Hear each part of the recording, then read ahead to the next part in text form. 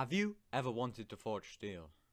If you have, this is the video for you. In this video, I'm going to show you the cheapest and easiest way to start blacksmithing, potentially for free, and all from the comfort of your home or your backyard. Now all you'll need for this is a hairdryer for a blower, or any other kind of electric blower, a steel tube of any sort, for example a baked bean can, and we're going to use that just to stop your blower from melting when you put it into the fire.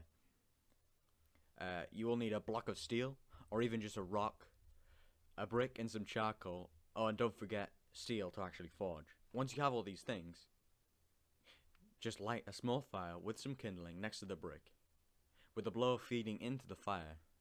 Then pile on your fuel, preferably charcoal, but I'm using coke. And voila, you've got yourself a forge.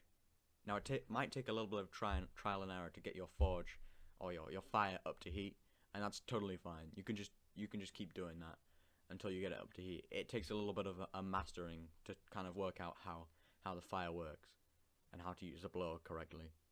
Now just set up an anvil.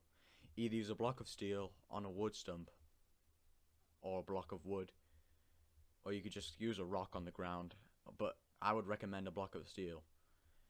In this video I'm using a large 14-pound sledgehammer, which is probably the best way because it's hardened.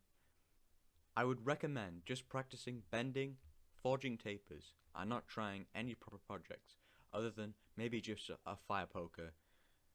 But stick around to see my blacksmithing basics video on how not to start blacksmithing and why. Anyway, it's been a good one, and thanks for watching.